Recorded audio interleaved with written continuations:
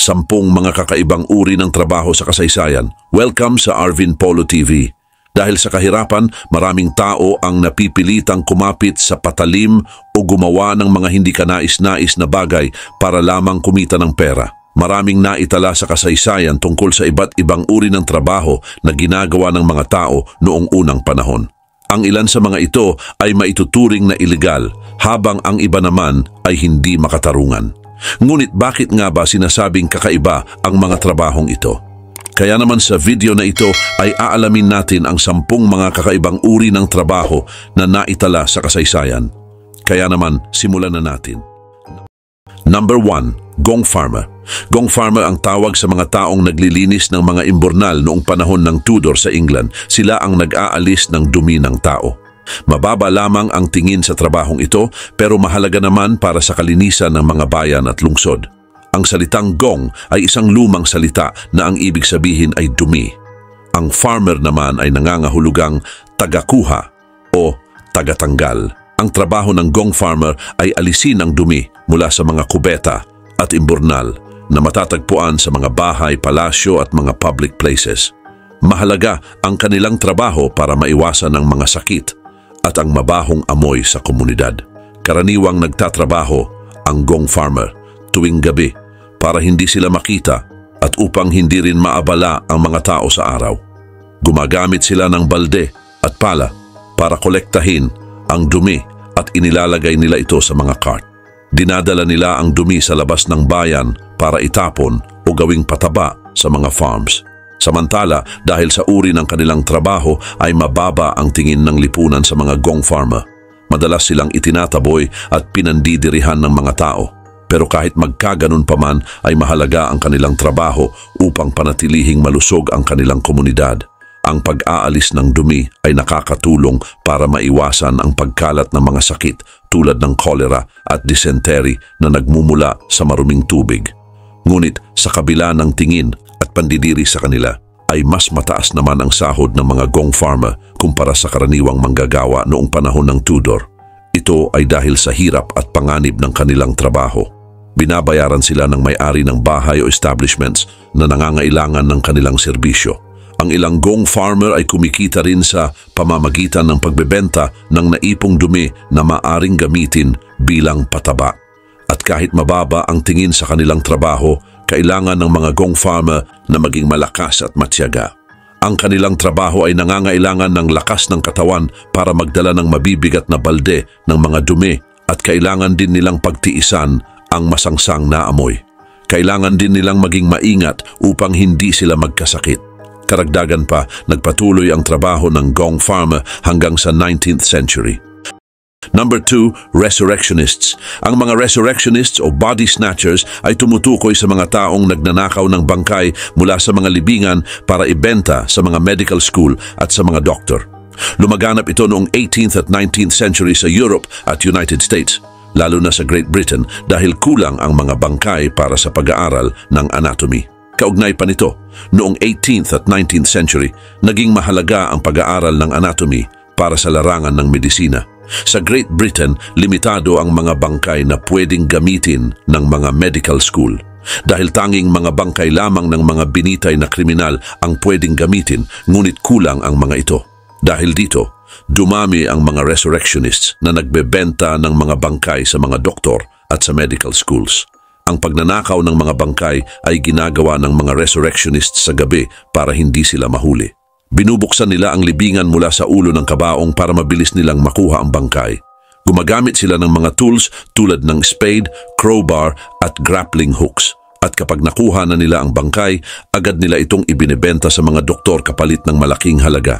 Samantala, isa sa mga pinakakilalang kaso nito ay ang Burke at Hare murders sa Edinburgh, Scotland noong 1828. Sina William Burke at William Hare ay hindi lang nagnakaw ng mga bangkay, kundi pumatay rin sila ng mga tao para ibenta ang mga katawan sa isang doktor na si Dr. Robert Knox. Ngunit nang matuklasan ang tungkol sa ginawa nilang krimen, binitay si Burke habang si Hare naman ay pinakawalan dahil sa kanyang pagsaksi. Ang kasong ito ang naging sanhi upang magkaroon ng batas na Anatomy Act of 1832 sa Great Britain. Ang Anatomy Act of 1832 sa Great Britain ay nagbibigay ng karapatan sa mga medical schools na kumuha ng mga katawan ng mga taong walang kamag-anak o mga bangkay na hindi inaangkin ng sinuman. Sa United States naman, ang Uniform Anatomical Gift Act of 1968 ay nagsasaad tungkol sa legal na paraan para sa pag-donate ng bangkay. Number 3. Knocker-up. Ang knocker-up o knocker-upper ay isang uri ng trabaho sa Great Britain at Ireland na nagsimula noong huling bahagi ng 18th century hanggang kalagitnaan ng 20th century bago pa nakilala ang mga alarm clock. Ang trabaho nila ay gisingin ang mga tao sa tamang oras tuwing umaga. Pumupunta sila sa bahay ng kanilang mga clients at kumakatok sa bintana o pintuan para gisingin sila. Samantala, iba-iba ang paraan ng paggising ng mga knocker-up. Kadalasan, gumagamit sila ng mahabang stick na may pamalo sa dulo para maabot ang bintana sa itaas na floor. Ang iba naman ay gumagamit ng maliliit na bato na binabato sa bintana. Mayroon ding gumagamit ng sipol o iba pang ingay para makuha ang atensyon ng kanilang mga clients. Gayun din, ang mga knocker-up ay may nakatakdang oras ng paggising depende sa trabaho ng clients nila. Halimbawa, may mga knocker-up na gumigising ng madaling araw para gisingin ang mga manggagawa sa factory, habang ang iba naman ay medyo late gumigising dahil ang kanilang mga clients ay mga nagtratrabaho sa mga opisina o paaralan. Kinakailangan na eksakto ang oras ng kanilang paggising para siguradong magigising ang kanilang clients sa tamang oras.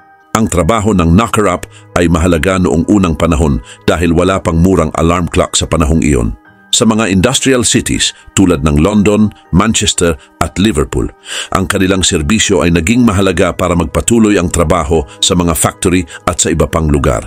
Ang pagiging maagap sa trabaho ay mahalaga para maiwasan ang pagkalugi, kung kaya't ang mga knocker-up ay may napakahalagang papel sa lipunan. Dagdag pa rito, isa sa mga kilalang knocker-up ay si Mary Smith mula sa East End ng London. Gumagamit siya ng isang pamalo na may malaking dulo para gisingin ang kanyang mga clients. Nakilala si Mary dahil sa kanyang sipag at pagiging maaasahan. Ang kanyang anak naman na si Molly ang nagpatuloy ng tradisyon ng kanilang pamilya at siya ay naging isa ring knocker-up. Sa kabilang banda, unti-unting nawala ang trabaho ng knocker-up. Simula nang magkaroon na ng mura at maaasahang alarm clock noong kalagitnaan ng 20th century. Number 4. Whipping Boy. Ang konsepto ng whipping boy ay nagmula noong panahon ng Renaissance sa Europe, lalo na sa England. Ang whipping boy ay tumutukoy sa isang batang lalaki na pinaparusahan kapag nagkamali o nagkasala ang prinsipe. Ito ay dahil hindi dapat sinasaktan ang prinsipe dahil itinuturing itong sagrado. Kaya ginagamit ang whipping boy para turuan ng leksyon ang prinsipe. Ang whipping boy ay karaniwang kaedad lamang ng prinsipe at nagiging malapit na kaibigan nito. Ang gawaing ito ay naglalayong makaramdam ng awa ang prinsipe at magbago ang kanyang ugali kapag nakita niyang pinaparusahan ang kanyang kaibigan. Ang whipping boy ay nakakasama din ng prinsipe sa pag-aaral at pati na rin sa araw-araw na buhay nito. Samantala, isa sa mga kilalang whipping boy sa kasaysayan ay si William Murray. Siya ang whipping boy ni Prince Charles na naging King Charles I ng England. Naging malapit na magkaibigan sina Murray at Charles. Ngunit kahit naging whipping boy si Murray, siya naman ay naging Duke of Atholl at nakatanggap ng mataas na posisyon sa lipunan. Subalit, ang whipping boy ay naging simbolo rin ng hindi makatarungang pamamalakad, kung saan may inosenteng pinarurusahan dahil sa kasalanan ng iba. Sa kasalukuyan ginagamit ang term na whipping boy para ilarawan ang isang taong sinisisi sa mga problema o pagkakamali na hindi naman niya ginawa. Gayun din, ipinapakita ng konsepto ng whipping boy ang tungkol sa sistema ng edukasyon at disiplina sa Royal Court noong sinaunang panahon. Ipinapakita rin nito ang hindi pantay na pagtrato sa lipunan noong unang panahon, kung saan may mga taong itinuturing na mas mataas kaysa sa iba. Sa mga kwento at libro, madalas na itinatampok ang whipping boy. Ang isa nga sa mga kilalang halimbawa nito ay ang aklat na The Whipping Boy ni Sid Fleischman na nanalo ng Newbery Medal noong 1987. Ang kwento ay tungkol sa pakikipagsapalaran ng isang prinsipe at ng kanyang whipping boy na nagtangkang tumakas mula sa palasyo at natutunan nila ang kahalagahan ng pagkakaibigan at pagtutulungan. Number 5, leech collector. Ang pangongolekta ng linta o tinatawag na leech collecting sa English ay isang mahalagang trabaho noong 18th at 19th century sa Europe, lalo na sa United Kingdom at France. Ang mga linta ay ginagamit para sa medicine, lalo na sa bloodletting. Ito ay isang sikat na paraan ng paggamot sa iba't ibang uri ng sakit. Ang mga leech collector ay pumupunta sa mababaw na tubig at simpleng damit lamang ang suot nila. Ito ay para madali nilang maramdaman ang kagat ng linta. Ang mga linta ay kakapit sa balat at pagkatapos ng ilang minuto, kapag puno na sila ng dugo, ay kusa itong bumibitaw. Kinukuha ng mga collectors ang mga linta at inilalagay sa mga lalagyan. Maraming beses nila itong ginagawa hanggang makakuha sila ng sapat na dami ng linta para ibenta sa mga butika o mga doctors. Subalit, ang trabaho ng mga leech collector ay sadyang mapanganib. Ang madalas na pagkagat ng linta ay nagdudulot ng infeksyon at sugat sa kanilang mga binti at paa. Maaari din silang makakuha ng mga sakit mula sa maruming tubig tulad ng leptospirosis at iba pang infeksyon. Ang malamig na tubig at mahirap na kondisyon ng kanilang trabaho ay nagdudulot din ng pagkapagod at panginginig sa mga collectors. Sa kabilang dako, ang linta ay ginagamit para sa bloodletting.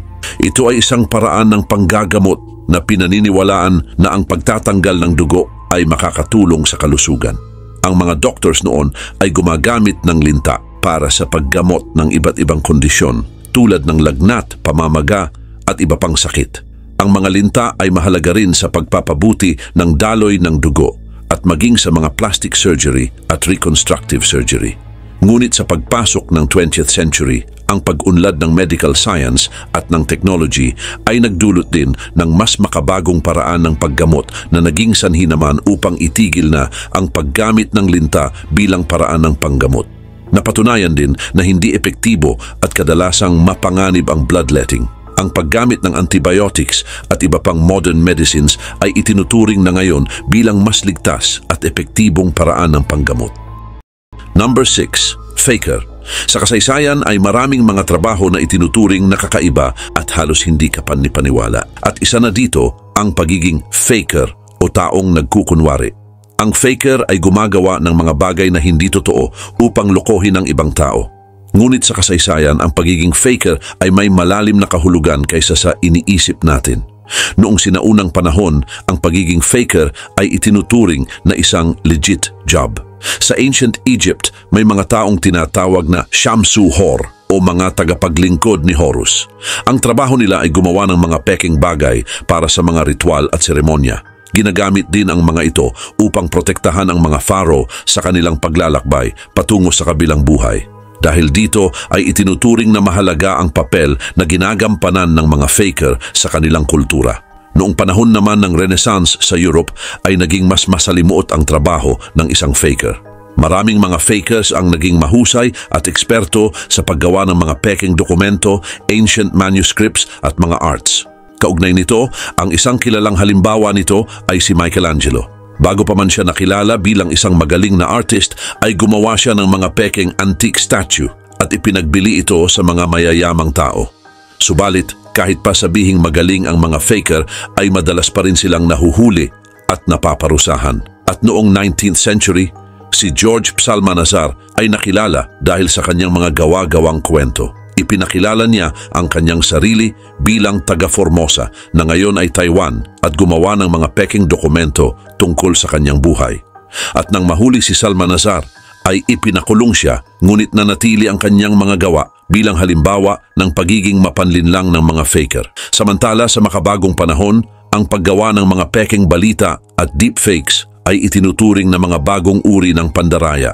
Ang deepfake ay isang uri ng digital video manipulation na kung saan ang isang tao ay gumagawa o nagsasabi ng mga bagay na hindi naman totoo. Bagaman ang faker ay itinuturing na isang masamang gawain, ay hindi pa rin maikakaila na nagkaroon sila ng mahalagang papel sa kasaysayan. Ang kanilang mga gawa, kahit na mapanlinlang, ay nagpapakita ng kanilang husay at pagiging malikhain dahil nangangailangan ito ng kasanayan, talino at tapang. Number 7, Sin-Eater. Ang Sin-Eater ay isang kakaibang trabaho at tradisyon na ginagawa sa ilang bahagi sa kanluran, partikular na sa mga liblib na lugar ng Great Britain at Europe.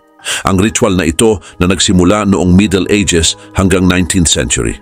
Ang sin-eater ay kumakain ng pagkain para sa patay upang kainin ang kanilang mga kasalanan at magbigay ng kapayapaan sa kanilang mga kaluluwa. Pinaniniwalaan din na ang mga kasalanan ng namatay ay maaaring ilipat sa pagkain, na kapag kinain ito ng isang sin-eater ay malilinis ang kaluluwa ng namatay. Bagaman hindi pa rin naman natutukoy ang eksaktong pinagmulan ng sin-eating, ay matagal na itong nagiging bahagi ng mga sinaunang kaugalian at paniniwala sa paglilinis ng mga kaluluwa. Sa kanluran lalo na sa Wales, Scotland at sa ilang bahagi ng England, ang sin-eating ay naging isang pangkaraniwang ritual sa mga liblib na komunidad.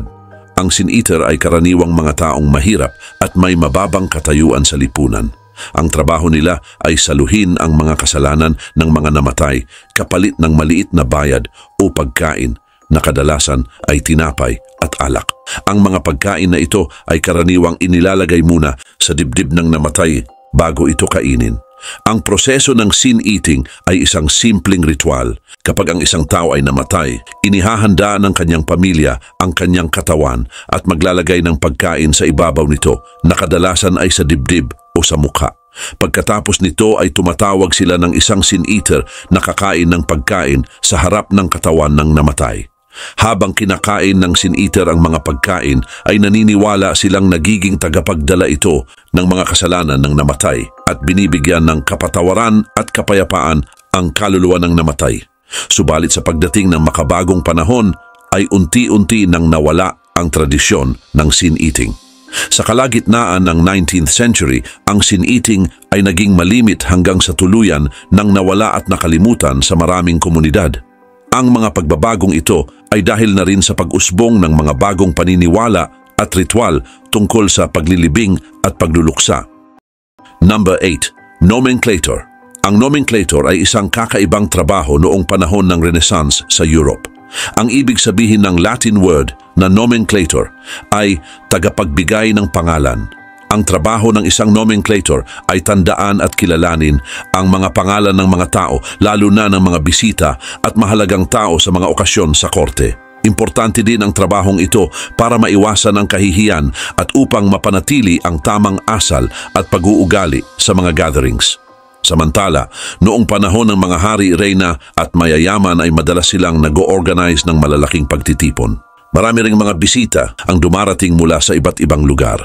Kaugnay nito ay kinakailangan nila na magkaroon ng nomenclator na siyang magpapakilala ng tama sa mga pangalan ng bawat bisita. Sila din ay sinasanay na tandaan ang mga pangalan at maging ang mukha ng mga tao, pati na rin ang kanilang mga posisyon at trabaho. Maliban pa dito, ang isang nomenclator ay dapat may matalas din na memorya at marunong din magsalita ng iba't ibang wika. Subalit hindi lang basta pag-alala ng mga pangalan ang trabaho ng nomenclator dahil kailangan din nila ng kaalaman sa tamang pag-uugali at marunong makisama. Gayon din naman ay mahalaga ang papel na kanilang ginagampanan dahil ang maling pagpapakilala o pagkakalimot sa isang bisita ay maaaring magdulot ng problema. Ang isang kilalang halimbawa ng paggamit ng nomenclator ay sa korte ni Elizabeth Fraser ng England. Ang kanyang gobyerno ay nagtalaga ng mga nomenclator upang masiguro na maipapakilala nila ng maayos ang lahat ng mga bisita. Bukod pa dito, ay mayroon din silang mga records ng mga pangalan na kanilang binabasa at sinasabi sa harap ng mga bisita. At habang lumilipas ang panahon at nagkaroon na din ng mga modern technology, ay hindi na nila kinailangan ng mga nomenclator. Ang mga gawain na dating ginagampanan ng isang nomenclator ay isinama na sa mga responsibilidad ng ibang mga officials tulad ng mga ceremonial masters at mga protocol officers. Number 9. Ale Conner. Ang Ale Conner ay isang sinaunang official sa England noong medieval at Renaissance periods. Ang kanilang trabaho ay tiyakin na ang ale na isang inumin na may alcohol at gawa sa malt ay high quality. Noon, ang ale ay mahalaga dahil mas ligtas itong inumin kaysa sa tubig na madalas ay marumi. Samantala, ang Ale Conner ay nagsasagawa ng mga inspection upang malaman na high quality ang mga ale na binibenta sa kanilang lugar. Ginagawa nila ito sa pamamagitan ng pagpunta sa mga brewery at tavern at tinitikman ang mga produkto. Tinitiyak din nila na tama ang lasa ng ale at gayon din ang alcohol content nito. Ngunit kung hindi pumasa ang ale sa kanilang pagsusuri, ay maaaring magmulta ang Ale Conner sa mga gumagawa nito. Ang posisyon ng ale corner ay nagsimula noong panahon ng Anglo-Saxon at nagpatuloy hanggang sa Renaissance period.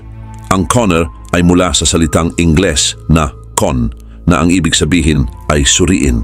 Ang mga ale corner ay pinipili ng local government mula sa mga kilalang miyembro ng komunidad na mayroon ding integrity at marunong gumawa ng ale. At habang tumatagal ay naging mas organized ang mga regulasyon sa paggawa ng ale, ngunit nanatili pa ring mahalaga ang ale corner. Ang pagsusuri sa mga ale ay isinasagawa sa iba't ibang paraan.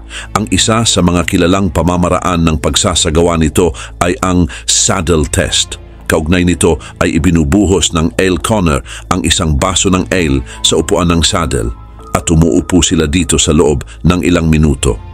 Kapag dumikit ang pantalon nila sa saddle, ibig sabihin ay may sobrang asukal ang ale at hindi maayos ang pagkakagawa. Bukod sa saddle test ay gumagamit din sila ng iba't ibang paraan tulad ng pagtikim, pag-amoy at pagtingin sa kulay ng ale. Mahalaga ang mga ito para masiguro na high quality ang ale. Bukod pa dito, ang ale corner ay hindi lang nagsasagawa ng inspection para tiyakin ang quality ng ale dahil layunin din nila na siguraduhing ligtas ito para sa kalusugan ng buong komunidad. Dagdag pa dito, noong panahon na mahirap makahanap ng malinis na tubig, ang ale ang siyang nagsilbing ligtas na inumin. Sinisiguro din ng ale corner na ang mga binebentang ale ay hindi lang masarap kundi ligtas ding inumin. Sa makabagong panahon ay unti-unti nang nawala ang papel na ginagampanan ng mga ale corner dahil na rin sa pag-unlad ng mga technology. Ang mga dating gawain ng ale corner ay ginagawa na ng mga health inspectors at iba pang regulatory bodies na may mga makabagong kagamitan. Number 10. Lector. Ang lektor ay tumutukoy sa isang tao na nagbabasa ng mga teksto sa harap ng ibang tao. Ang mga lektor ay maaaring makita sa mga simbahan, sa paaralan at sa mga public gatherings. Mahalaga din ang kanilang trabaho sa iba't ibang larangan. Sa simbahan, ang lektor ay nagbabasa ng mga bahagi ng Biblia sa harap ng mga tao. Ginagawa ito sa mga misa at iba pang seremonya. Sa simbahang Katoliko, ang pagiging lektor ay itinuturing na isang espesyal na tungkulin. Gayon din, ang mga nagnanais na maging lektor ay kinakailangan na dumaan sa mga pagsasanay upang matutunan nila ang tamang paraan ng pagbasa at pagbigkas. Mahalaga din ang papel na kanilang ginagampanan dahil sila ang naghahatid ng salita ng Diyos sa misa. Sa mga paaralan at mga universities naman, ang lektor ay isang guro o profesor na nagtuturo ng mga courses. Sila ang nagbibigay ng mga lectures at discussions sa klase. Karaniwan din itong ginagamit sa mga bansa tulad ng United Kingdom at Germany. Ang mga lectors ay mayroon ding malalim na kaalaman tungkol sa kanilang larangan at sila din ang nagtuturo at nagbibigay ng examinations sa mga estudyante. Sa ibang mga universities, ang mga lectors ay gumagawa rin ng mga research at sila din ang naglalathala ng mga articles. Maliban pa dito, sa mga public gatherings, ang mga lectors ay mga eksperto o mga professionals na nagbabahagi ng kanilang mga kaalaman sa ibang tao. Sila din ang nagbibigay ng mga speech sa mga conference at sa mga seminars. Mahalaga ang papel na kanilang ginagampanan sa pagpapalaganap ng mga impormasyon at edukasyon sa publiko. Dagdag pa dito, ang mga public lectors ay magaling at mahusay din magsalita at kayang gawing simple at malinaw ang mga complicated topics. Ang kanilang mga speeches ay karaniwang tumatalakay sa iba't ibang paksa tulad ng science, technology, arts at maging ang kultura. Ang kanilang mga gawain ay malaking tulong upang lumawak ang kaalaman ng mga tao.